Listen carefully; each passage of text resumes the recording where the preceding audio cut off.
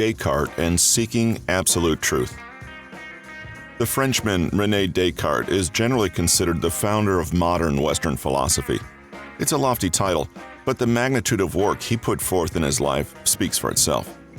Western European academics and philosophers at the time of his life, 1596 to 1650, generally rushed to respond to his multitude of ideas, and that formed the backbone of the Enlightenment period of humanity.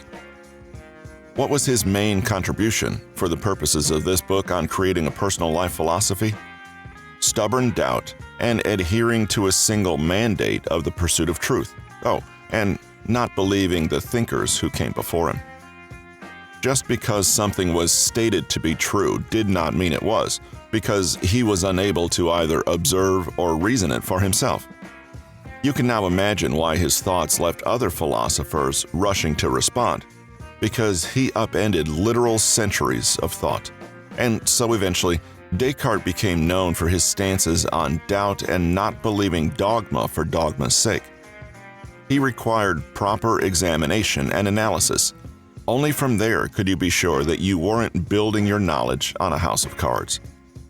The following words have sometimes also been used to describe his approach to thought: doubt, skepticism, distrust, and rationalism. All he wanted to do was discover and understand. You could see this as not trusting in others, but rather it was his way of gaining a sense of certainty. Without certainty in what we are saying through proof or experience, nothing can be taken as truth, and truth is all Descartes ever wanted.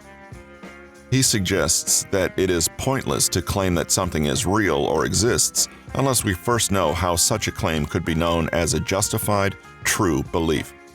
But to say that our beliefs are justified, we have to be able to base them ultimately on a belief that it is itself indubitable. Such a belief could then provide a firm foundation on which all subsequent beliefs are grounded and could thus be known as true. But how could we know that those beliefs are grounded in true? It seems like it could devolve into circular thinking, but those final beliefs must be based on what is provable or observable.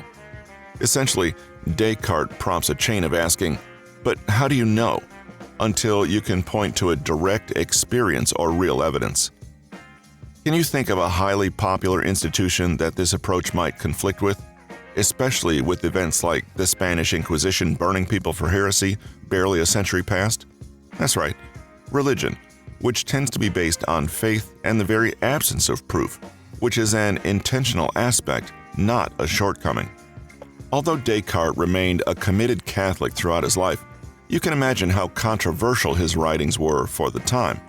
For reference, his contemporary Galileo Galilei was famously found guilty of heresy by the Catholic Church for his views on how the Earth revolved around the Sun in 1633. Ironically, Descartes' method of doubting was aimed at defending the Catholic faith and using reasoning and logic to confirm the truth of the religion. However, the Enlightenment marked an erosion of the Church's authority and influence, so perhaps Descartes had the opposite effect that he intended. This brings us to where Descartes can help inform our life philosophy. He brings together elements of critical thinking, healthy skepticism, and doubt to ensure that we are seeing reality for what it is.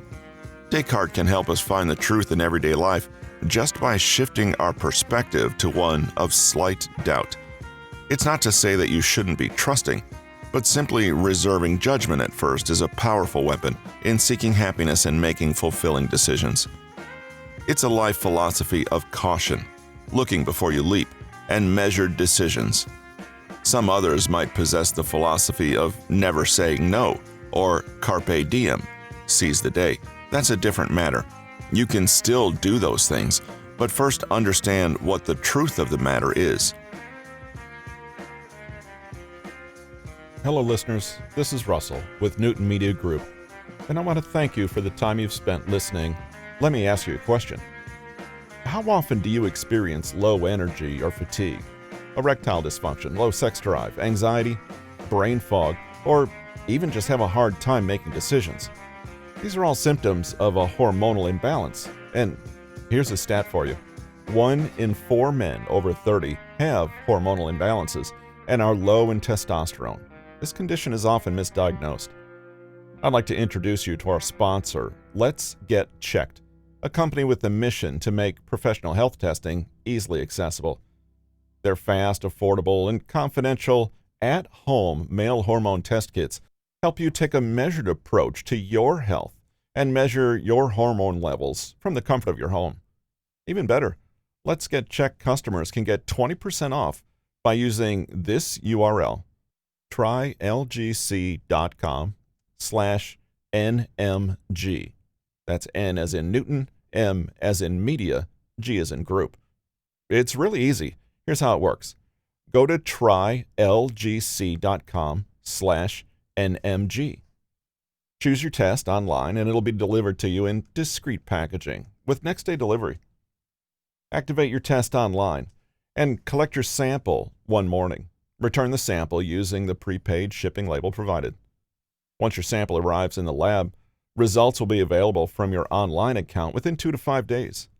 You'll get results on 5 hormonal levels: testosterone, sex hormone binding globulin, prolactin, estrogen, and your free androgen index, all without ever having to go to a doctor's office or a laboratory.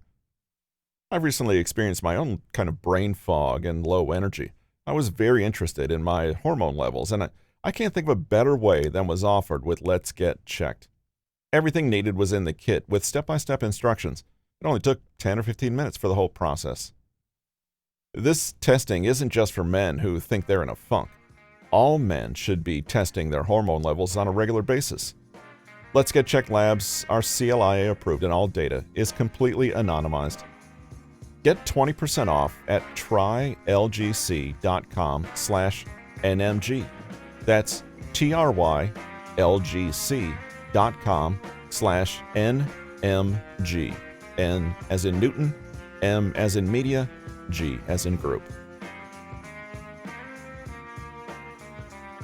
In 1637, he published one of his most important works, including Discours de la Méthode, but he published the main topic of this chapter on seeking absolute truth in 1641, Meditations on First Philosophy.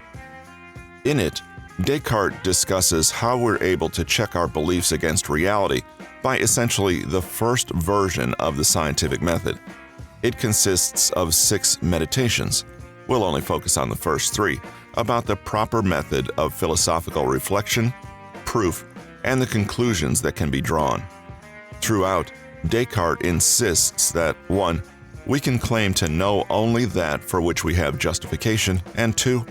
We must judge our ideas using a method that guarantees that our ideas are correct and justified. Here's something of a table of contents for Meditations on First Philosophy. Meditation 1.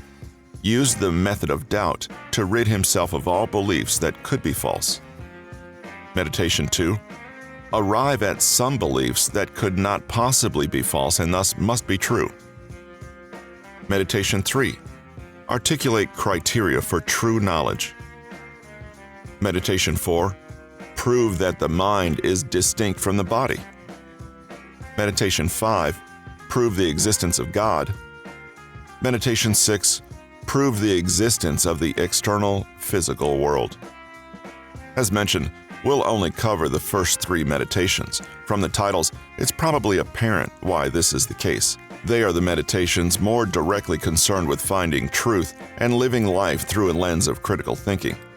The first 3 meditations work together sequentially through a sort of process of elimination. First, you eliminate falsehoods. Second, you sort through what's left. Third, you make a judgment based on what you find. It's a methodical way of thinking that, if applied correctly, allows you to understand the world better. We'll go through each of the 3 meditations in detail. Meditation 1. In his first meditation, Descartes focuses on distinguishing between what is true and false. To complicate matters, the fact that you have experienced something does not mean it is true. This is because of our senses, prejudices, biases, and perceptions. Everyone has their own version of truth, but that is not the truth. In order to test whether what we think we know is truly correct, Descartes suggests that we adopt a method that will avoid error by tracing what we know back to a foundation of indubitable beliefs. We have to challenge what we've always held to be true and doubt everything we know. Such a radical flip might seem unreasonable, and Descartes certainly does not mean that we really should doubt everything in our lives, from our names to our heritage. He simply suggests that we should temporarily pretend that everything we know is questionable. This is called hypothetical doubt, and we should hold such doubt regarding 1. The perceptions of our senses toward our experiences, and 2. Our reasoning abilities. As Descartes puts it, "But inasmuch as reason already persuades me that I ought no less carefully to withhold my assent from matters which are not entirely certain and indubitable than from those which appear to me manifestly to be false, if I'm able to find in each one some reason to doubt, this will suffice to justify my rejecting the whole. And, for that end, it will not be requisite that I should examine each in particular, which would be an endless undertaking. For, owing to the fact that the destruction of the foundations of necessity brings with it the downfall of the rest of the edifice, I shall only, in the first place, attack those principles upon which all my former opinions rested." Translation: Descartes was the ultimate naysayer and contrarian. So he made the decision that he would no longer hold beliefs that had the slightest amount of doubt surrounding them. Logically, this would lead to knowledge and truth that was absolute. Practically speaking, this would be troublesome at best, but this was the essence of Descartes' famous method of doubt, the process of which will soon be articulated. He recognized the impracticality of disavowing all the knowledge he'd been taught and even observed. The sky is blue, right? So he created broad categories of beliefs.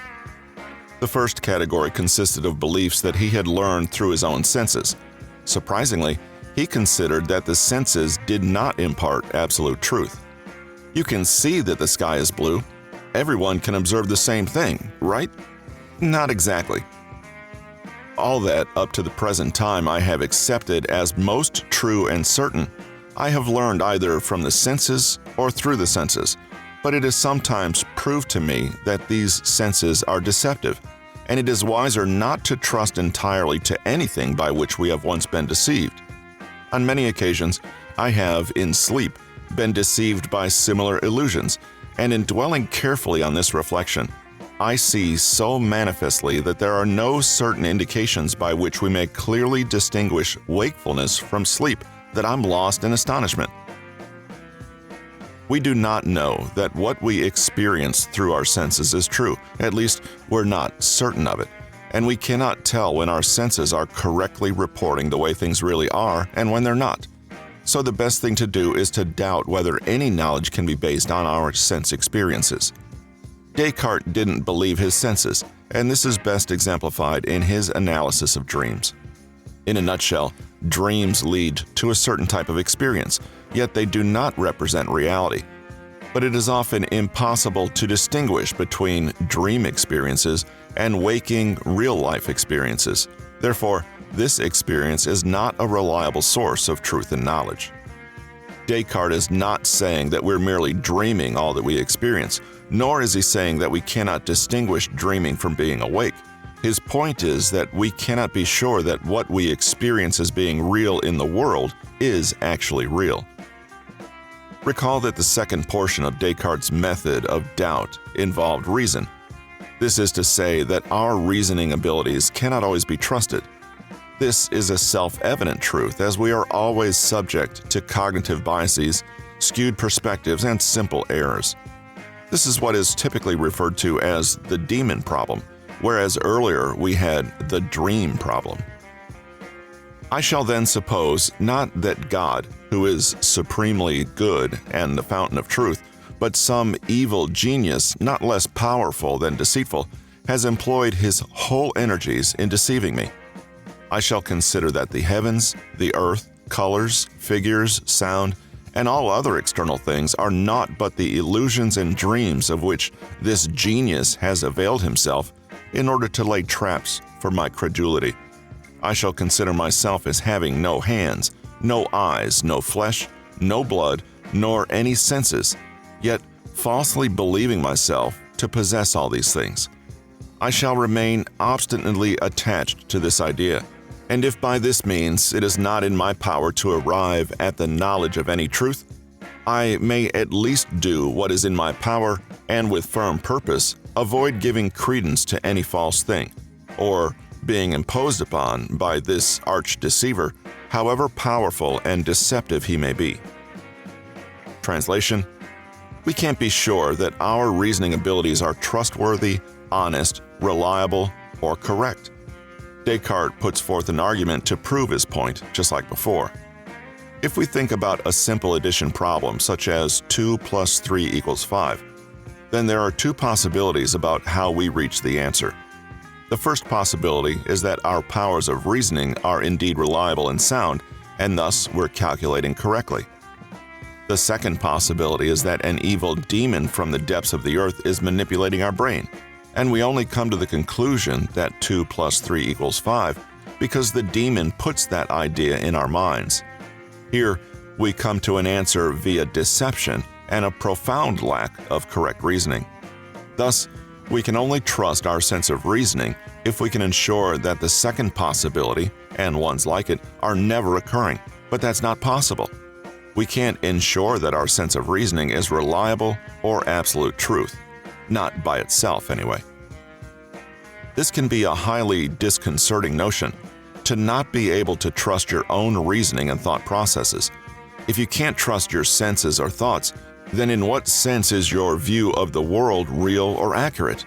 What, if anything, can provide the type of certainty that Descartes so desires? That is the very conundrum Descartes dealt with and strove to fix.